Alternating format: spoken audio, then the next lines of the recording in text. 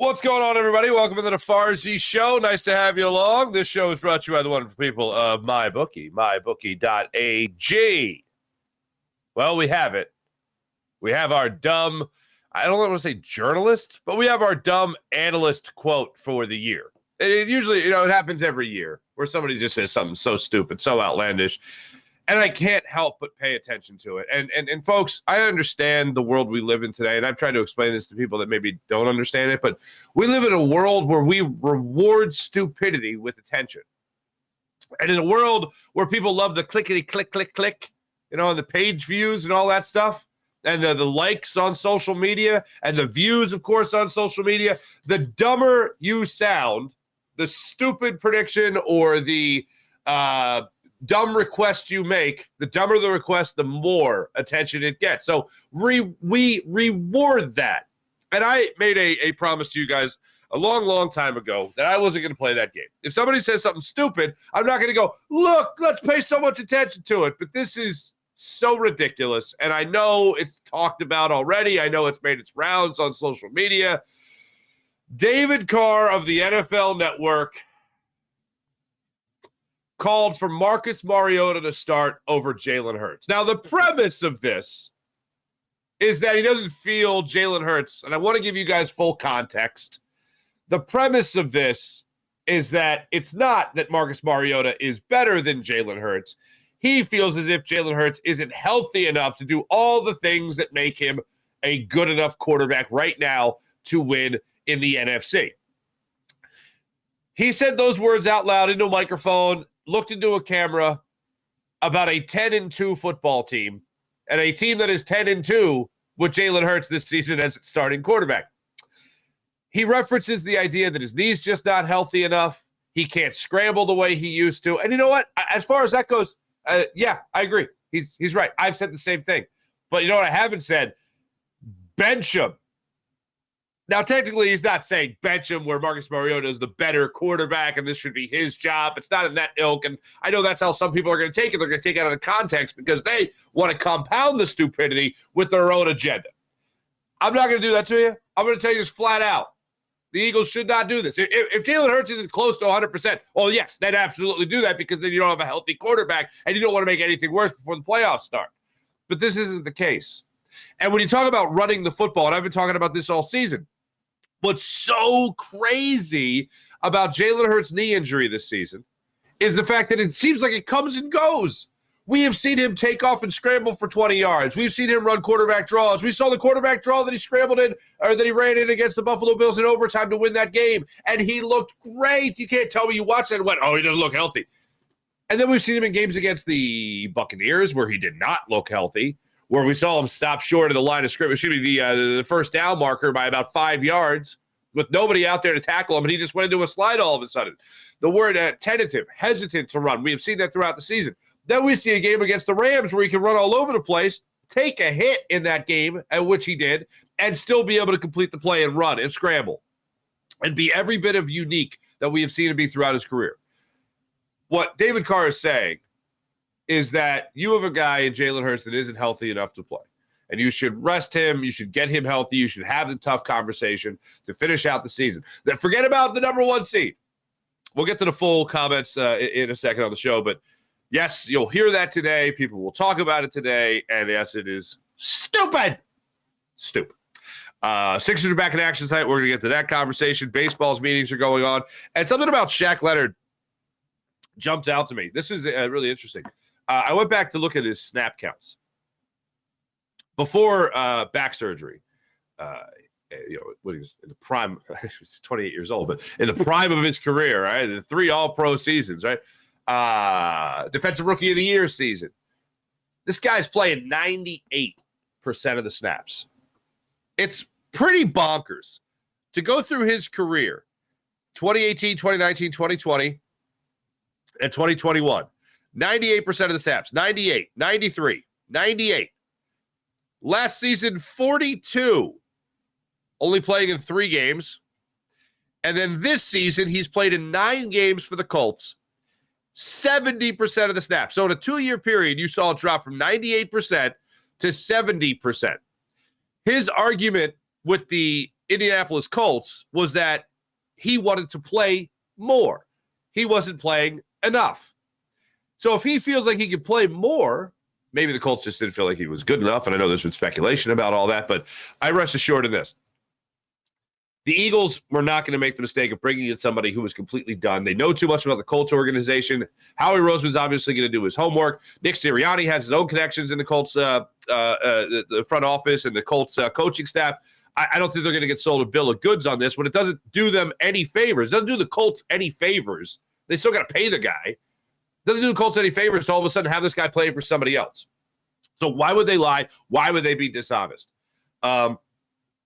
I do have some comments from Jerry Jones that we're going to get to in a little bit here about a little jealousy, if you will, about the Eagles getting Shaq Leonard and the Cowboys not.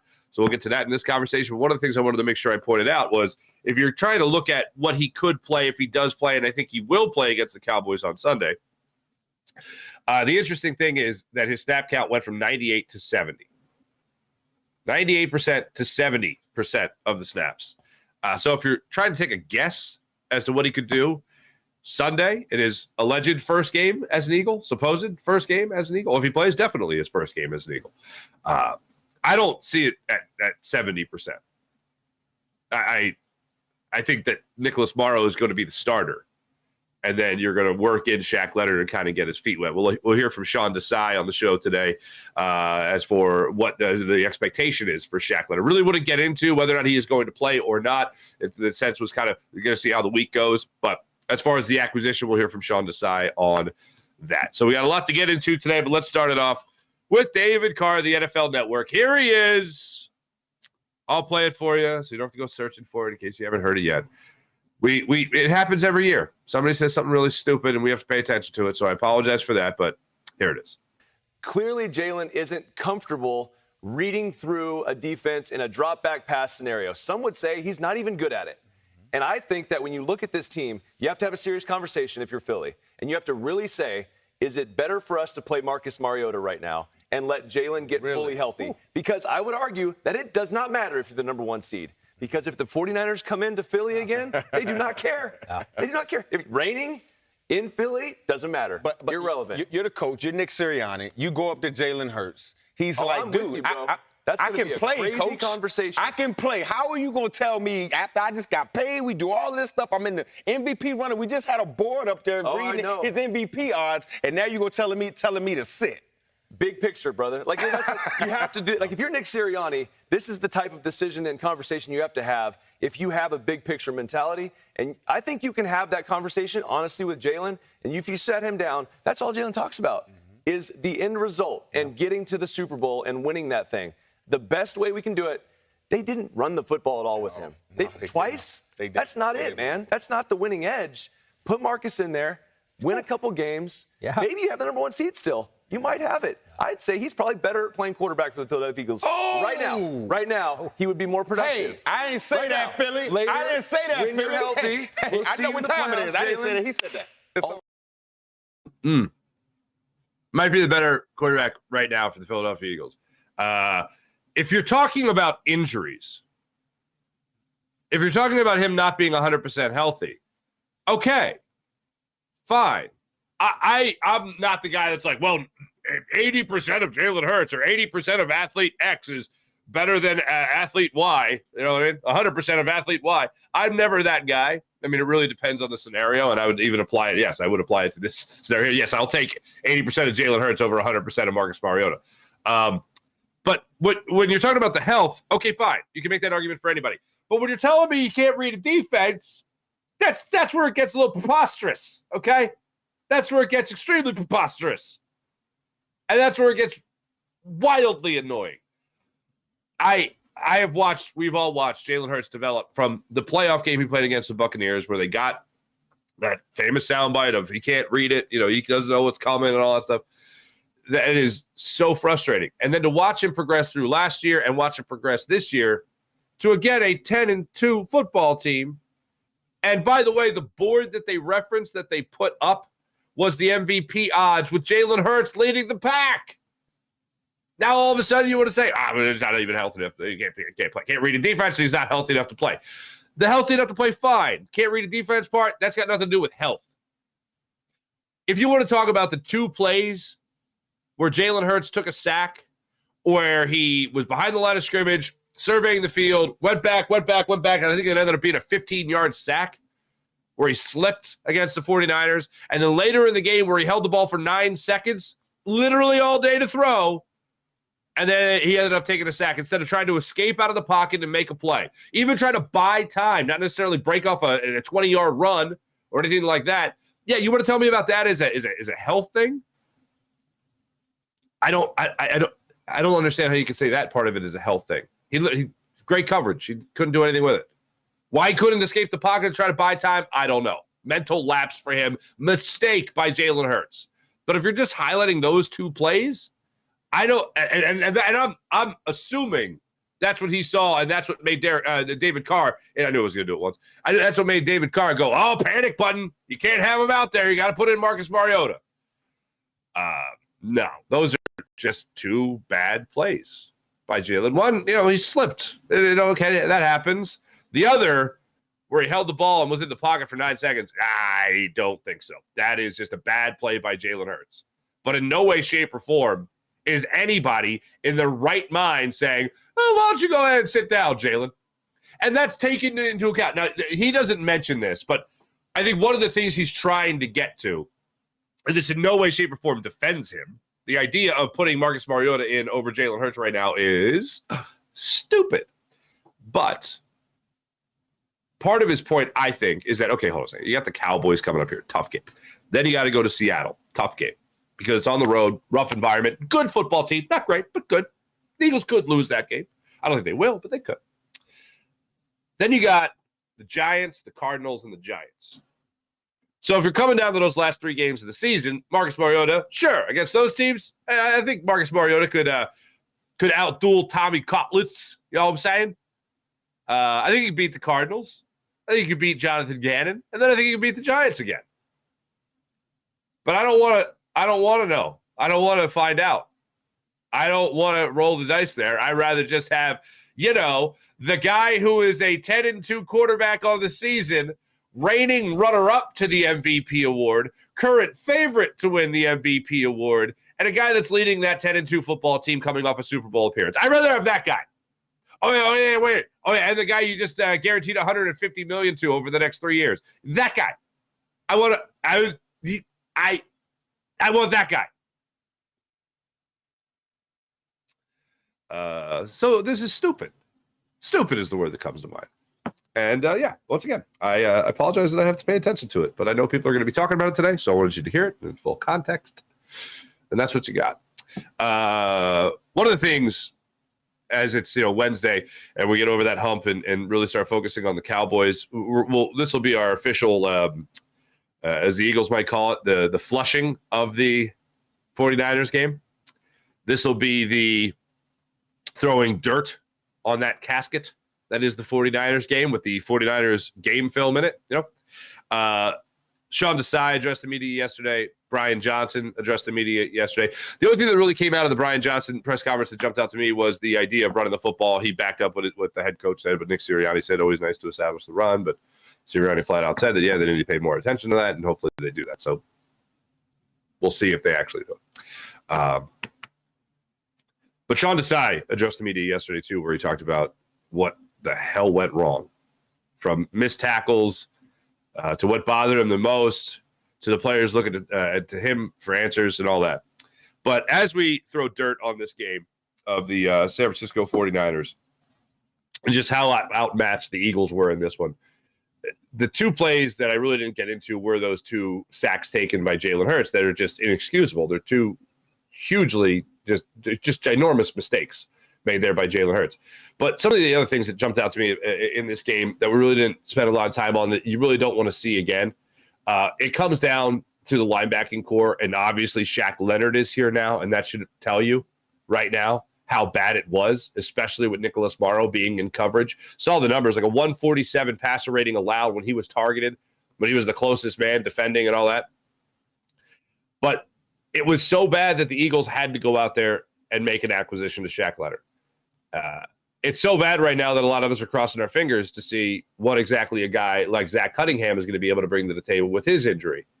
And if you can get Shaq Leonard and you can get Zach Cunningham both up and running by Sunday, I'm going to feel a lot better about the Eagles linebacker situation than I did going into this game with just Nicholas Morrow possibly as your linebacker. And whether or not you're going to play big nickel and all that fun stuff with one linebacker, he can't be the guy out there on an island in Nicholas Morrow. It's been a while since I've seen tackling that bad. And what really jumps out to me is an odd one. Some years ago, the Eagles went up and they faced Marshawn Lynch and the Seattle Seahawks in Seattle. And in that game, Marshawn Lynch, and he made a career doing this, but the Eagles were one of his first and biggest victims in doing this. He just ran through the Eagles defense, and I had never seen missed tackles at that rate in that game against the Seattle Seahawks all those years ago, the way I saw it in that game. This game against the 49ers reminded me of that. Instead of it just being one player, though, Marshawn Lynch, it was everybody. It was George Kittle. It was Deebo Samuel. It was Christian McCaffrey. Everybody was able to slip tackles from the Philadelphia Eagles in this defense. And the number one culprit was Nicholas Morrow. You're going to need a linebacker to step up, whether it's a healthy Zach Cunningham or a recently acclimated Shaq Leonard. You're going to need a linebacker to step up in this game and make sure they can give you a lot of snaps and be extremely productive. You need that bounce back game from your linebacking core. Maybe it's a bounce back for just a guy who was hurt in Zach Cunningham. Maybe it's a bounce back for a guy who's going to get some snaps as well in Nicholas Morrow. Maybe it's a prove it that I still got plenty left in the tank with Shaq Leonard. But as far as the what really jumped out to Sean Desai, here he is breaking down what he saw in the Niners game film, especially when it came to tackling and how tackling has not been a problem for the Eagles this year. They've done a great job of tackling this year. They're in the top 10%, as they've pointed out many times since the game against the 49ers. They're in the top 10% for tackles made, not tackles missed. Sean Desai, what jumped out to him? No, I think, like you said, I think they gave credit to them. They did a good job of scheming up some space plays. And I got to do a better job of putting our guys in position to be able to get tighter and corral in those areas. And so it starts with me. I got to do a better job of getting those guys in that position to get them tighter when they're trying to make it that space game on different levels. So you like the effort? I think the effort, I think at all levels, I got to improve. I think every player knows that we all got to improve from an execution standpoint and everything too, but I got to be able to help them also. So you like the effort? So you like the effort? Catch that? That's as when you see a coach scramble like that, that's like, no, I hated the effort. That's the real answer. You file it under, if you just read the comments, that's why I always watch the press conferences. I don't just read the transcript. You read the comment, and it's like, oh yeah, he's fine with the effort. Oh, he's fine with the effort. Or everyone's effort, whatever. So you were fine with the effort, and you see him stammering around like that? No, he was not fine with the effort. It was, to quote my high school accounting teacher, Mr. Boyle, piss poor. Piss poor. That's what it was. It was a piss poor effort, execution, all of it was terrible. So bad, in fact, they went on, they got themselves another linebacker. Good times. Some of the things that bothered him about that, here he is on one last time watching that Niners footage. I would say there's a lot of things, for me, it's always, like I told here, it was just, I got to get to some calls differently and get to them a little bit quicker and get to them in better situations. That's what I got to be able to do. And that is what's going to help our guys execute in a cleaner format. And so I got to do a better job of that. And, we started the game fast. We played really good in the first quarter, and then I didn't get to the things that we need to get to fast enough. Seemed like one of the advantages. Yeah, adjustments are certainly a thing that I think Sean Desai has done really well this year. There are no adjustments. Absolutely no adjustments in this game. And I don't know the last time the Eagles gave up 6 straight touchdowns. 6 straight touchdowns. And I left the question in here because, again, I love context. It was Reuben Frank asking him the question. when things are spiraling, that was the word used, spiraling out of control, what do you do? Sean, when things start to snowball like they did Sunday, they had 6 straight touchdown drives. What about the mental aspect of guys kind of get down on themselves? What can you do to make sure that doesn't happen and they stay engaged in the game? Yeah, I mean, our guys are great. You know, they're such professionals, and I think they, like all of us, we're just trying to get to that answer fast, and they're looking to me, and I got to be better for them. You know, I got to be better for them. I got to get them in the right call faster. And I thought I had spiraling. Miss Scusi. I don't want to mislead you guys. That's bad, especially when I want to talk about giving proper context. What the hell, man? Scusi. Snowball was the word. Things are snowballing. I don't understand what happened in this game other than the fact that the Eagles just got outplayed, outmaneuvered, out everything in this game. When you talk about a guy like Sean Desai, who has made those great adjustments throughout the season, and the best case example I always go to is the game against the Rams, where you saw Cooper Kupp go in there and absolutely dominate in his first game, and then in the second half was non-existent. We've seen the Eagles slam the door over a 4-game span. They only allowed 6 points in the second half. That's pretty damn good. That's showing you, and this is after trailing in a lot of those games at halftime. Defense slams the door, offense gets going. It's weird to watch both units be really hot and really cold and go back and forth. At least it's in the same game, and that's where I have talked about over the last couple of weeks, where the Eagles don't have bad games. They have bad halves. And then they had a bad game, of course, here against the San Francisco. They had an atrocious game. They had an embarrassing game against the 49ers. You needed Sean Desai to have those answers in the second half. 6 straight possessions where they just went down the field and scored. And on each one of those possessions, there was some play where there was a really big missed tackle. There was an allowed conversion on third down, and the Eagles had no answers for it. The Eagles had no adjustments for it. It's a huge step back, this game, for the Eagles. But the saving grace of it all is that despite the fact they've had to fight back in so many games this season, they did fight back in so many games this season to the tune of a 10-2 record. So the Eagles are still the number 1 seed. They still control their own destiny, and I will charge the Eagles with this request. Make sure this is just one game. As I've been saying over the last 2 shows, all the people that have said it's just one game, good. You are correct. They only played one game Sunday. Now it's up to the Eagles to make sure that this is just one game, and it's not the first game of a long slide to where they sputter into the playoffs, where they trip into the playoffs. They don't jump into the playoffs with a first-round bye and home field advantage and a favorite to make it into the Super Bowl. Now, let me ask you this question, guys, and I'll ask this for the comments here. Do you guys want to face the 49ers again? I look, to be the man, you got to beat the man, and I'd love to see them beat the man, who now looks like the best team in the NFL, the San Francisco 49ers. I'd love to see them host the Niners again, and this time around beat the Niners. Don't get me wrong. I would love to see that. And just hammer them. Of course, I would love to see them blow out the 49ers 50-3. Whatever the case may be. But there is part of me that would really revel in the idea of the Eagles getting the first round bye, obviously maintaining the number 1 seed, getting the first round bye, beating the Cowboys, of course, this Sunday. And then, when the playoffs start, the 49ers get bounced early and never get a chance to face the Eagles, and the Eagles get back to a Super Bowl.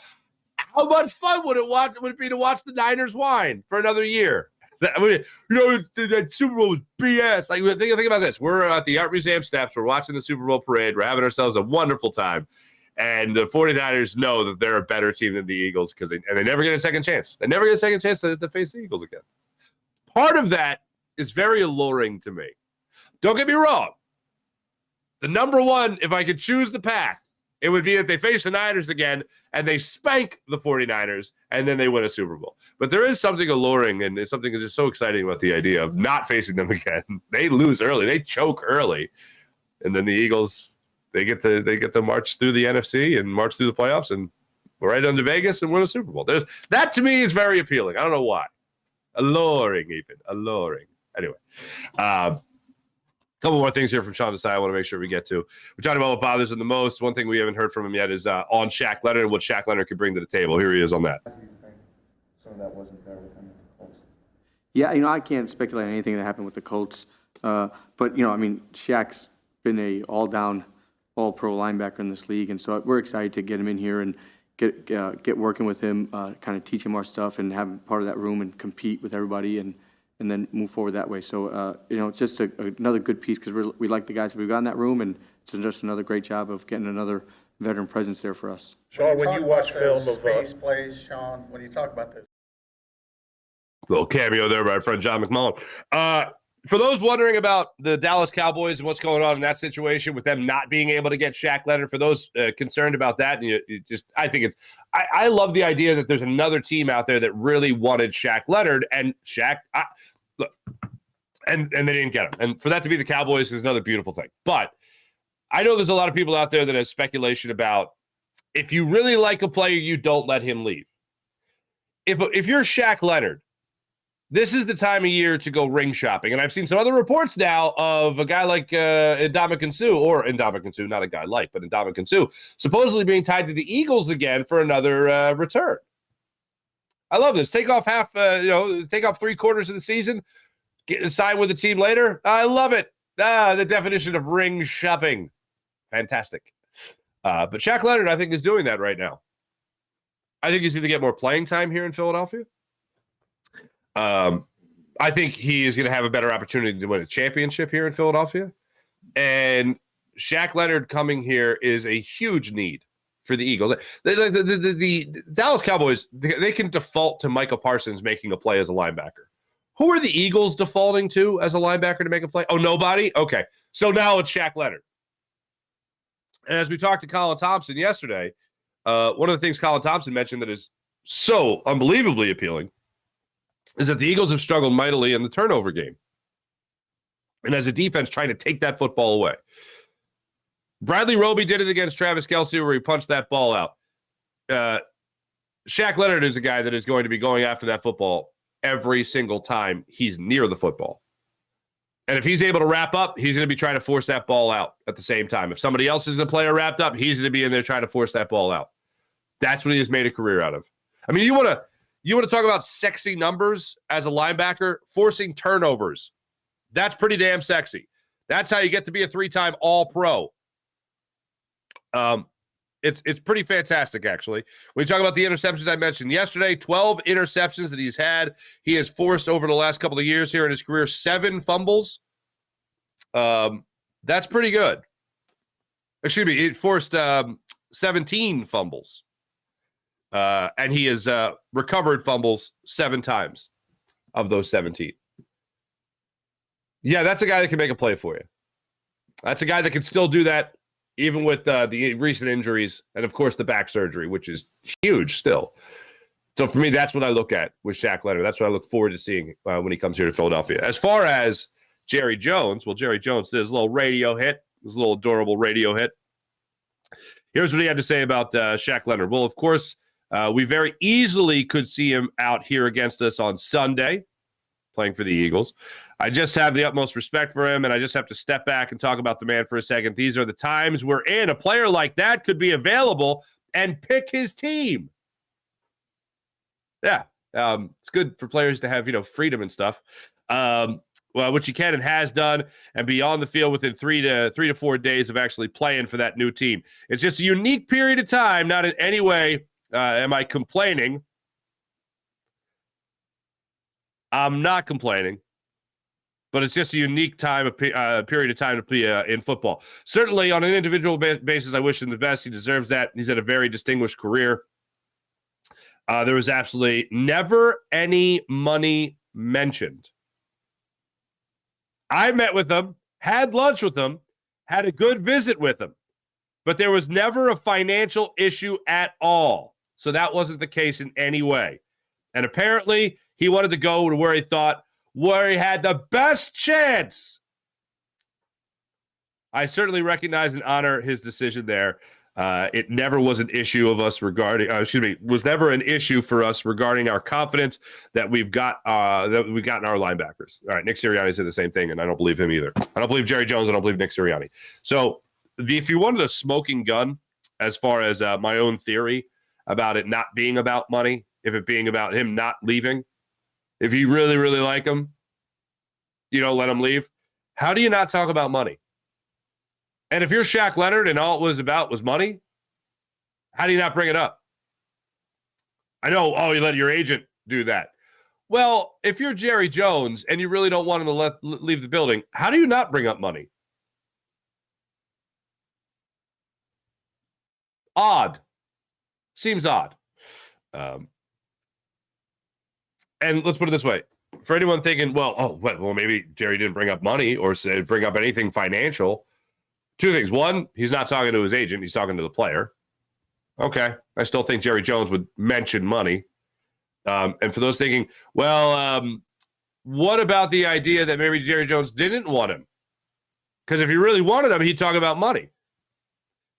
I'm going to go ahead and assume that if it's between Howie Roseman and Jerry Jones, Howie Roseman's the guy with more information. And I'm going to trust the decision of Howie Roseman and the Eagles organization more than I'm going to trust the Dallas Cowboys and Jerry Jones' decision on whether or not to sign Shaq Leonard. They had enough interest in him to bring him in. They said he had a good visit. To not talk about money is odd. But I am not going to let that sway my decision whether or not, sway my judgment on bringing in Shaq Leonard here to Philadelphia.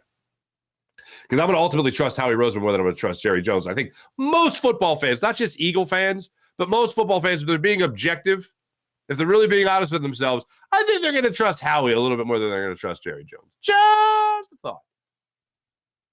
Just a thought. I think that was, yep, that was it. That was it. I look forward, and I wish Sean Desai got an opportunity to speak sooner rather than later. And I wish coordinators got to speak sooner rather than later when it came to the one time that we get to hear from them. I remember Billy Davis in the Chip Kelly era talking in the locker room after a game. Not a press conference by any means. Jim Schwartz said he didn't do it because he had been a head coach. He had a lot of respect for the chair of a head coach, that they should be the voice after the game, nobody else. And I can respect that. That's fine. But I wish, especially after a game like the 49ers, where the Eagles just did not at all look like themselves. And if you're being honest, like the run game, you want to talk about the run game as being something that has really bothered Eagles fans throughout this season, not committing to the run, abandoning the run, depending on the pass, not trying to establish it early in the game. That is something that has been a constant theme throughout the season. Maybe a couple of games where DeAndre Swift absolutely went off. It's a little bit different. But for the vast majority of the season, the bigger issue has been not committing to the run. Tackling has not been a big issue for the Eagles this season. To see something like that happen so out of character is a little troubling. Because, again, for the same reason that you want to make the Niners game just one game, you don't want it to start the downward trend. Having Zach Cunningham hopefully healthy for this game, having Shaq Leonard on the field hopefully for this game, you at least know in those two players being out there that you at least know that you have two guys that know the position to be. To be it. You know that you have two guys that know the right angle to take on a tackle. You know you have two guys in there that can still wrap up and bring a guy down. Most notably, you're not going to have Nicholas Morrow out there for as many snaps. That's the better way to say it. But it is very troubling to think you are taking on a team in the Dallas Cowboys, who, yes, you are the better team. Yes, you beat here in Philadelphia. Barely, but you beat them. You're facing a team in the Dallas Cowboys that are an extremely hot football team. One of the best scoring offenses in the NFL, best scoring teams in the NFL, I should say. Point differential is off the charts. And you're also facing another team that is coming off a long layoff. That's rough, man. Is it a tough schedule? Absolutely.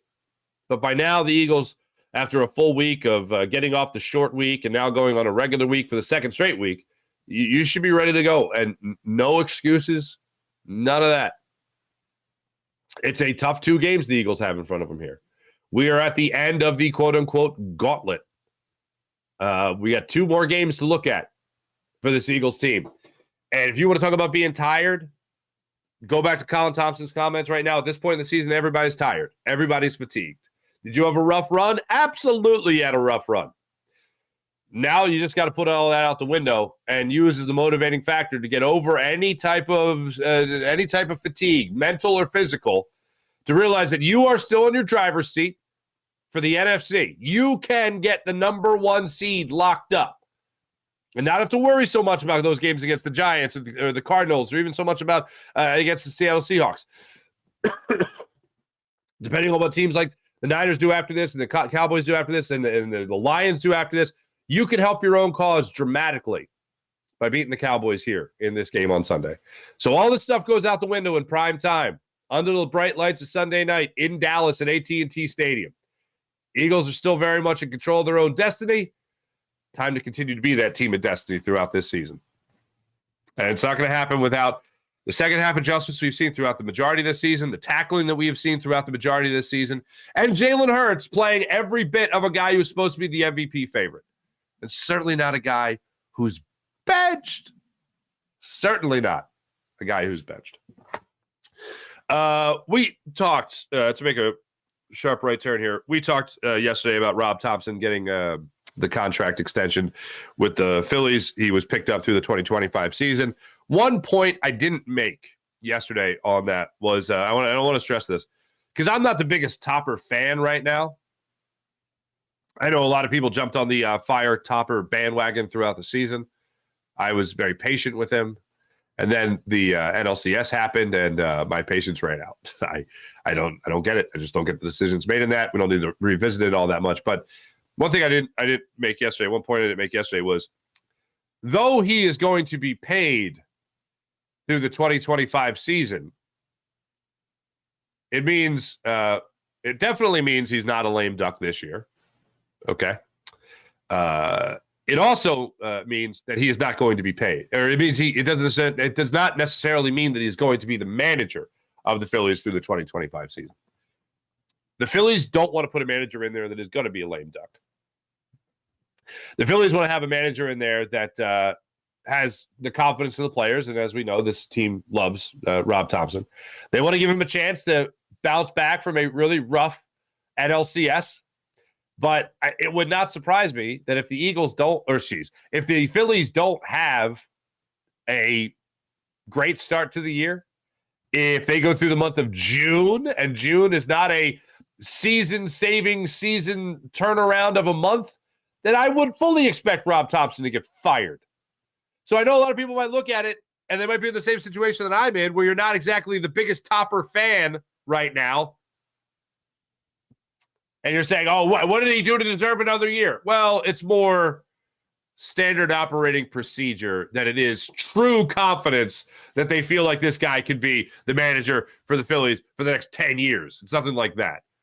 They want to make sure they don't have a lame duck. They know the players respect him. They know the players love him. But extending him just one more year, picking up that option for one more year, isn't exactly the biggest vote of confidence for him. I think the Phillies are in the same situation as a lot of the fans. I think the Phillies have the same mindset as a lot of the fans. Make up for past mistakes. Prove to us that you can still win, that you can get this team over the hump. If you sputter out of the gate, if you don't turn the season around in June, and we see this Phillies team start to fall by the wayside as opposed to get better as the season goes on, then Rob Thompson will be fired. So a lot of people will get their wish. I'm not wishing for the guy to get fired right now. I just wouldn't have been the most offended person in the world if they didn't go with standard operating procedure. And they actually chose to make him a lame duck. Say, oh, yeah, you want another year on the contract? You want us to pick up that option? Keep winning, babe. Keep winning. A couple other things from the baseball's winter meetings. The 2 teams said to be on the short list of Shohei Ohtani. Spoiler, one of them is not the Phillies. Both of them are not the Phillies. The Toronto Blue Jays. Okay. And the San Francisco Giants. Those are the 2 teams said to be on the short list. He did have a meeting yesterday with Dave Roberts of the Dodgers. It was said to go over 2 hours, closer to 3. They had a good meeting, but apparently It's still the short list is the Giants and Blue Jays. All that can change with a big old wad of cash. So we'll see how that goes. And then I just saw this pop up from Bob Nightingale of the USA Today that Juan Soto is sitting down with the Red Sox. Not a huge surprise. They're kicking the tires on everybody. Yankees are still eyeing Juan Soto after making Alex Verdugo trade with the Red Sox. Excuse me. Looking at the Yankees. That's the problem when you just get the alert. The Yankees still eyeing Juan Soto. So we'll see how that shakes out for the Yankees. Let me tell you right now about the great people at MyBookie. MyBookie.ag. You like to bet? You enjoy betting? How would you like up to $1,000 redeemable cash bonus when you use promo code Farzy when you sign up at MyBookie.ag?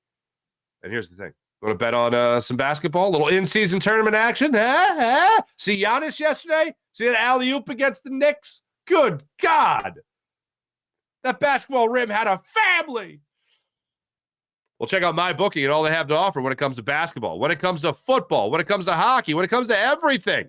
Check out MyBookie, MyBookie.ag, and use promo code Farzy for up to $1,000 redeemable cash bonus. Here's the other thing. You don't have to be some sports guru, some sports whiz to really understand it. You know what you can also do? You can bet on politics. Yeah, politics. You can also bet on your favorite TV shows as well. Bet on anything, anytime, anywhere at MyBookie.ag. That's MyBookie.ag for all the incredible things that MyBookie.ag has to offer. MyBookie.ag. Use promo code Farzy. You see it in the crawl right there. How about the amazing people at the Game Time app? There's always that concert. There's always that comedy show. There's always that game that you really want to get to. Game Time app. Download the Game Time app to your phone right now. You want tickets? You want to preview your seats? GameTimeApp.co. Game Time app. Make sure you download that to your phone. Use promo code Farzy, and you'll get 20% off when you create an account at Game Time Out. Promo code Farzy at the Game Time app. Promo code Farzy for $20 off your first purchase. Download the Game Time app, create an account, use promo code Farzy, that's F-A-R-Z-Y, for $20 off your first purchase. And how about this? They got great things going on. Game Time has deals on tickets right up to the start of the event. Even an hour after it starts, it's the place to find the last-minute tickets. Holidays. Little Christmas shopping, little Hanukkah gift right there, Game Time app. With zone deals also, they got great things going on. You pick the section, Game Time picks the seats for big time savings. And the Game Time app guarantees, you know what the Game Time guarantee is? You know what that means? That means you'll always get the best price. And you find tickets in the same section and row for less, Game Time will credit you 110% of the difference. That's incredible. That's the Game Time app. Download the Game Time app to your phone right now. Create an account, use promo code Farzy, and we'll get you $20 off your first purchase at the Game Time app. Let's get to the chat check and see how you wonderful people are doing on this fine morning. First thing I see in the chat are poop emojis.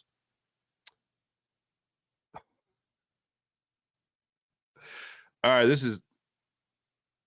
Oh! Okay. All right. Buddy Christ just pops. Good morning. Buddy Christ just pops. Professor Dutch currently rebranding. I'll always be your favorite professor. Okay, so Professor Dutch is now Buddy Christ.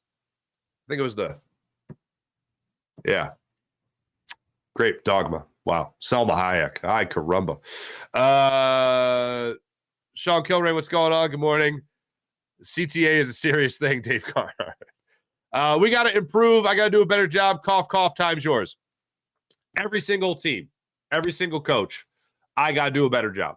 One guy that I really haven't heard it say, I haven't heard too many of his press conferences, but Mike McDaniel, the Dolphins head coach. Yes, I think he's funny. I think he's quirky and all that stuff. But I don't think I've heard him with the I got to do a better job thing. I don't think I have a better position to do whatever. So I'll give him credit for that, I guess. Got to listen to more. I got to do a better job of putting my press conference in a better position to view in order to make a better judgment. We got to improve. Weiner, special teams have been solid all year. Got to give Clay some credit. Hey, that guy got a pay raise in the offseason. And some people were looking at it. I'm like, what the hell's the deal with that? And special teams suck. And they did.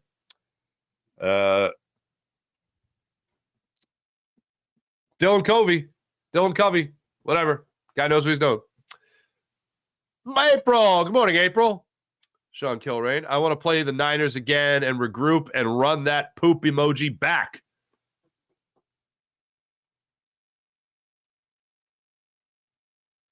Kingston J. So Niners can poop on the defense again?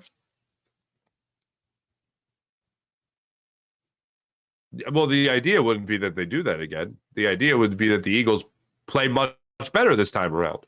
That would be the idea. I mean, if somebody walks up and punches you in the face and you just go down like a sack of potatoes, don't you eventually want to punch them in the face back? Like, I kind of want to punch them in the face back. Not that I've been encountered with this, exact scenario in my life, but you get what I'm saying. That's a real revenge game, by the way. April, such a great movie.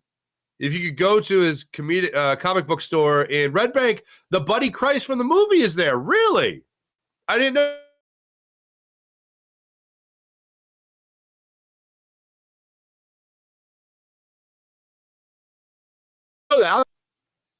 What just happened? Again with this?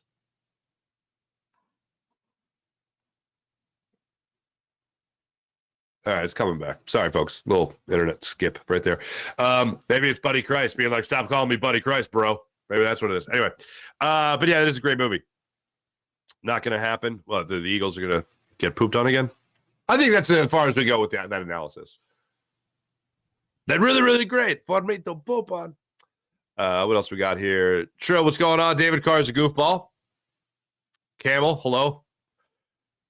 Trill, bro, clearly got to see. I like how people just jump right to the CTE. Where are we at here? Hey, what's up, real RMP? Shaq Leonard is a great pickup, but if Jalen continues to hold the ball too long and the Eagles don't run the ball and start tackling on defense, it doesn't even matter. I agree on all those things. Because if any team doesn't do those things, they are going to suck big time. There's more analysis for you. Ooh, Paul Mancini. I don't like this. Eagles will end up 12-5 and a 5th seed. Number 1 seed will be the 49ers. Number 2, the Cowboys. Number 3, the Lions. Number 4, the Falcons. Number 5, the Eagles. Good God, man. 6th seed is LA. 7 is the Packers. Hey, Jordan Love, man. How about that guy? What, 3 straight games, 3 touchdowns in a game? He has looked on point. Absolutely on point. I don't think I got to the officiating in the Sunday night game. But oh my God. That was atrocious. The hit on Patrick Mahomes while he was going out of bounds, but inbounds, and they threw the flag on that. That's let me talk about embarrassing. That's embarrassing for the officiating crew. Awful for the officiating crew. You literally can't hit a quarterback, especially Patrick Mahomes. It wasn't vicious. He didn't take him down. He popped him out of bounds. Like, if that's a penalty, then quarterback shouldn't be allowed to run. Quarterback should just have to stay behind the line of scrimmage. And you only get 7 seconds to throw the ball. Like, that should be a new rule in the NFL. Drop back to Pat, and then if you can't throw the ball, it's a sack. You lose like 5 yards. I don't know. Like, you can't hit a quarterback. If that's a rule, if that's the call, then why are we even playing football? Why are you even touching quarterbacks? It's either that or you just put a whole bunch of flags on the quarterback and you just pull it and it's, all right, you're down, got you.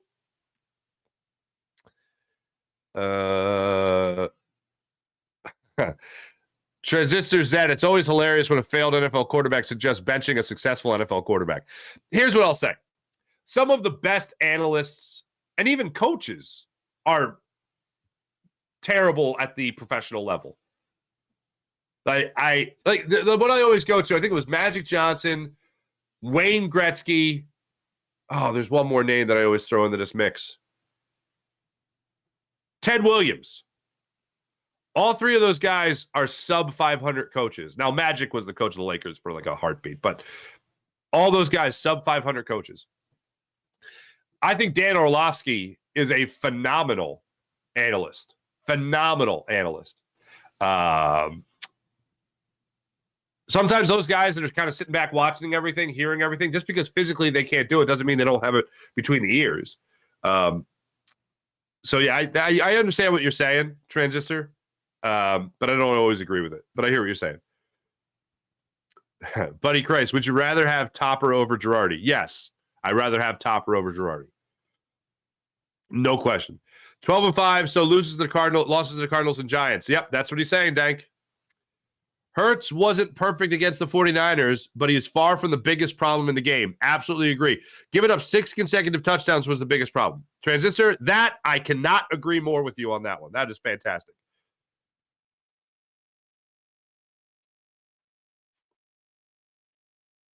Mancini. Leonard lost his starting job to Zaire Franklin, of the Colts, so they released him, even though Owen gave him $6 million for the rest of the season.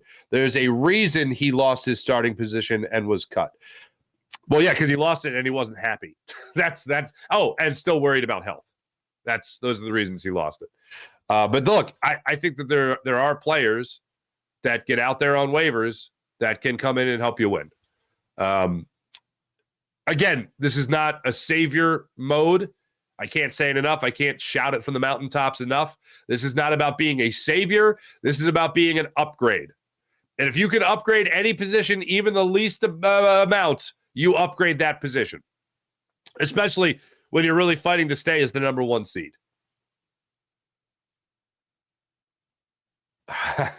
Transistor, haven't heard David suggesting to bench his brother, Derek. Yeah, you're right.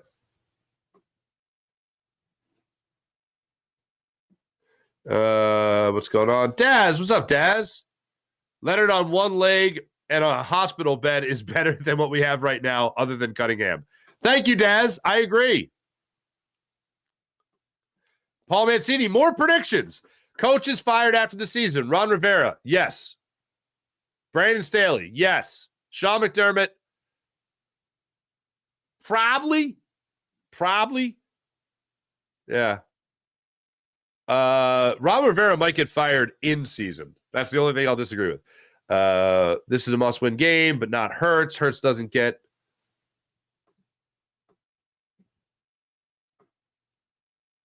Oh, Hurts doesn't get the call, and Hurts was out of bounds in the San Francisco. Yeah, there was that one play of the San Francisco game that I thought was a little too close for comfort.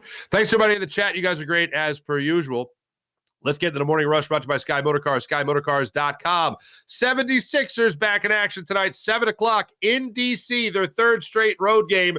They take on the Wizards. Sixers are now just 12-7 on the season. Wizards, wow, 3-16 on the season. That's gross. Hopefully the Sixers, they haven't played in 5 days. Their last game was, of course, that game against the Boston Celtics where they did not have Joel Embiid. They did not have Tyrese Maxey, and they lost 125-119. Kelly Oubre expected to be back in the lineup tonight. We'll see if that actually happens. I would love to see it if it does. Meanwhile, the Philadelphia Flyers, fresh off their 2-1 overtime win against the Pittsburgh Penguins, they'll be back on the ice tomorrow night against the Coyotes in Arizona for a 9 o'clock puck drop. The Flyers have beaten the Penguins twice. Back-to-back games there. So they have a 2-game winning streak going. So that's fun to see as well. Thanks to everybody in the chat. You guys are great. Appreciate you. Morning Rush brought to you by Sky Motorcars, SkyMotorcars.com. Jim Hyden produced the program. Hope you guys have a wonderful rest of your day. I'll be back with you guys tomorrow on a fine Thursday morning. Until then, hopefully the Sixers get you a win tonight.